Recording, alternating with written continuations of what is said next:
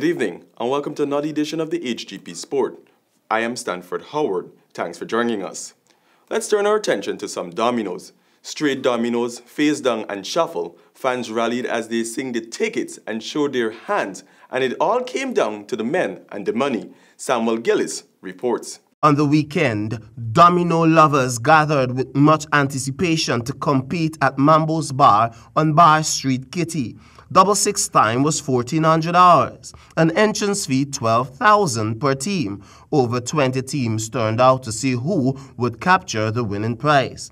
Each team played with fervor. Spartans won almost all their games and slammed their way to 49 points, which earned them the first place and $150,000 Guyana dollars. Providence came up among many old stalwarts from Georgetown and fought enough to gain second place with 46 points and received $7,000 to $5,000 Guyana dollars. Coming close, but not close enough, was Mix Up.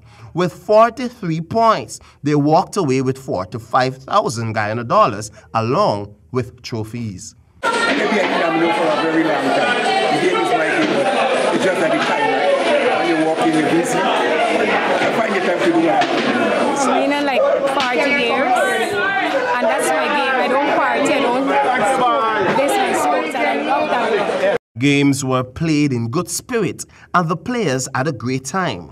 The format of the game used the 4-game, 6 sittings, 2 in, 1 out system. For Hgp Sport, I am Samuel Gillis. Thank you, Samuel. Some interesting athletics news. The sport of athletics is currently doing well, but much more needs to be done for our hard-working athletes who have kept the medals flowing.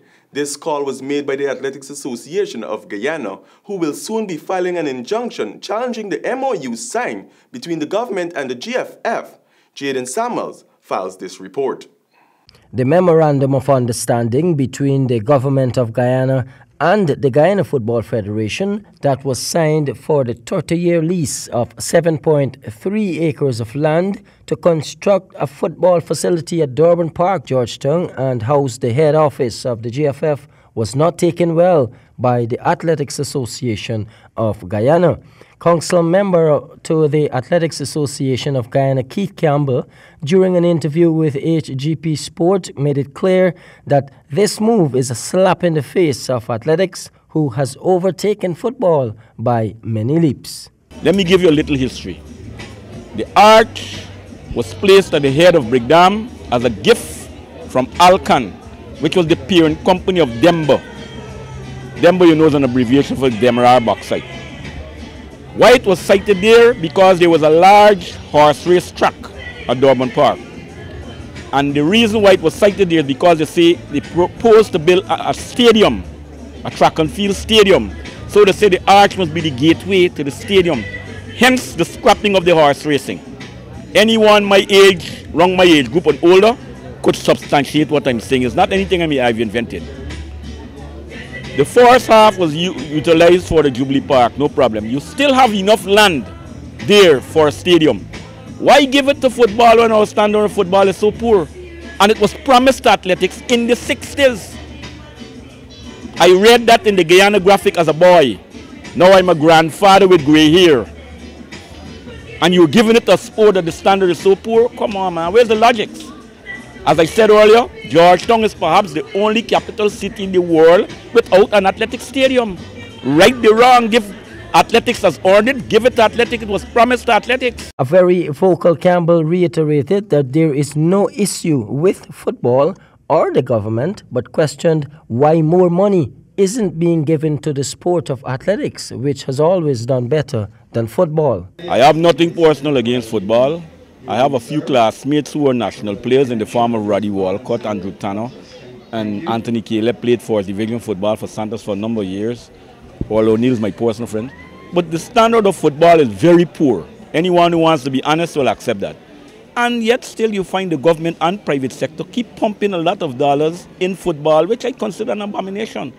What about a team sport like rugby that does far better than football? Athletics brings far more honor and glory to Guyana than football, but you keep pumping millions in football and you give athletics, when the team's traveling, just free airport tax. Come on, man. Asked if athletics will improve with all the oil coming, Campbell had this to say.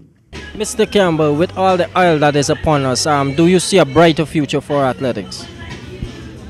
The only way I can see a brighter future is if we have a sports person being a sports minister. The present sports minister is an enthusiastic athlete. He used to, he run some veteran races, and he did far more than the previous sports minister. The present director of sport, like the former one, they perhaps never even played Litty in school, so they don't really have an interest in sport. If you get a former athlete or a former sports administrator that know the reason why an athlete would want a particular shoe or why a batsman would want a particular bat, then we'll get somewhere. Jaden Samuels, Hgp Sport. More athletics news. As the days for this year's Hgptv Games counts down, athletes already selected to represent Guyana are positive as preparations steams up. Here are the details. Representing Guyana at this year's games in the 800 meter will be Adriana Austin, who is confident of medaling at her first taste of the games. Austin, a member of the Running Brave Athletics Club, spoke with Hgp Sport. Miss Austin, you will be competing in the 800 meter. How do you feel you're going out there to represent Guyana at this your first Hgptv Games?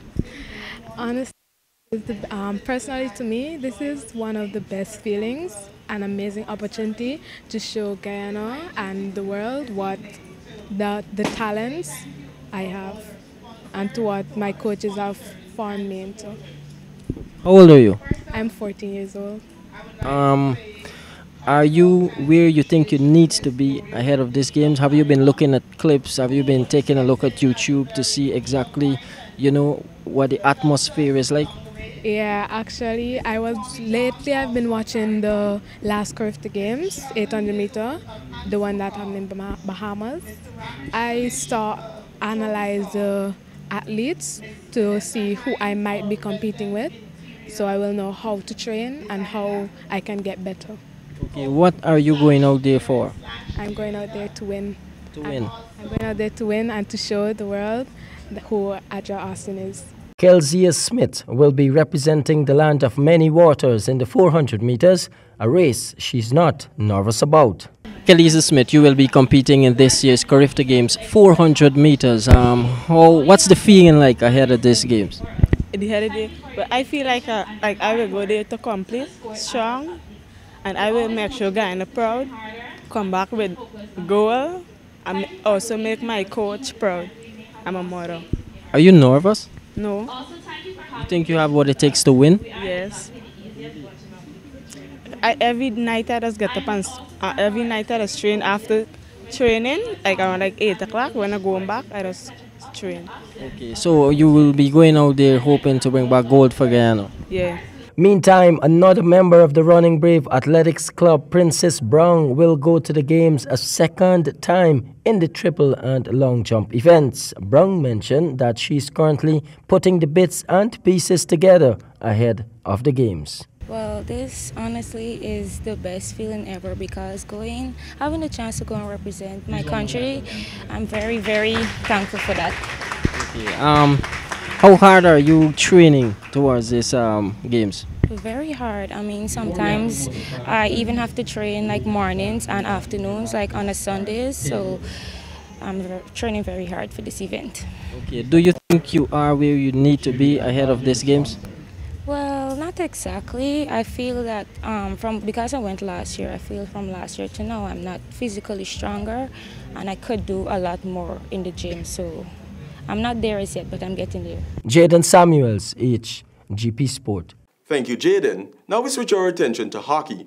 Old Fort was steamrolled by Pepsi Hikers on Saturday and by Saints on Sunday as the Farfan and Mendes Men's First Division Tournament continued at the St. Stanislaus College ground. Here are the details. Pepsi Hikers blazed the trail in the opening match on Saturday when they dominated Old Fort with a 11-0 beating. Of those 11 goals, 2 were converted penalty corners, both from Brantford in the 7th minute and in the 45th minute. Brantford didn't stop there as he maneuvered through the defense of Old Fort and bagged another 3 goals. The other 6 goals came from the sticks, with Dramari Hassan, who contributed with a hat-trick, and one from Brian Asago, and was supported well by Kevin Fondery, who just added to the ongoing assault. The next First Division men's game ended in a stalemate between Bounty GCC and Saints to complete Saturday's matches. In Sunday's game, Pepsi Sonics kept the momentum from Saturday's and brought Supernova to the ground with a 2-0 win. Despite the young Supernova talent, they managed to keep the goals at a minimum. The goal for Hikers came off the sticks of Randy Hope in the 11th minute and Connell Haywood in the 24th. The final game of the weekend encounter, Old Fort tried to change their luck on the field, but fell short after going neck-to-neck in the first half with Saints. Both sides registered 2 goals each from Theodore Tarrant in the 12th minute and Daniel Woodruff in the 19th minute for Old Fort, and Kwesi Lewis in the 5th minute, Hilton Chester just on the stroke of halftime for Saints. Chester didn't stop there when the second half resumed with another well-planned field goal and a converted penalty stroke to finish with a hat-trick and to hand Saints the win 4-2. For HGP Sport, I am Stanford Howard. And finally in sports this evening, table tennis Jonathan Van Lang was crowned king and Taria Thomas queen as they captured respective titles in the Guyana Table Tennis Association Junior and Cadet Championship, which was held at the Cliff Anderson Sports Hall this weekend. Find out more in this report. Taria Thomas secured the girls under 15 title by defeating her club and training mate, Crystal Melville, who was making her first national appearance. It was a thrilling encounter as Thomas had to work a tad bit harder than usual. She nevertheless won in sets of 11-9, 11-8, 11-5, 7-11, and 11-5 to claim top honors. Thomas had secured her final berth by beating Billingsley 11-5, 11-5, 5-11, and 11-7, while Melville got to the final with an 11-5, 11-3, and 11-8 win over Christine Ramdial. The boys on the 15 final, which paves the way for the under 18 final, Jonathan Van Ling negated last year's champion Ninval's best effort to take the title in sets of 11-7, 7-11, 11-7, 8-11, and 11-8. Early in the under-18 semifinals, Van Ling dispatched clubmate Kristen Sadio 11-9, 12-10, 11-9, with Ninval sealing his final berth by beating Nairani Bisu 11-2, 9-11, 11-4, and 11-6. In the under-18 final, Ninval struck first by carving out the first set 11-8 before Van Lang took the second 11-7 to level the game.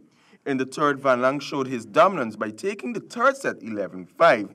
He then sealed the deal with a gripping 11-6 fourth set victory to take the title. For HGP Sport, I am Stanford Howard. And that's all we have for this edition of the HGP Sportscast. But do remember, persistence can change failure into extraordinary achievement. Goodbye.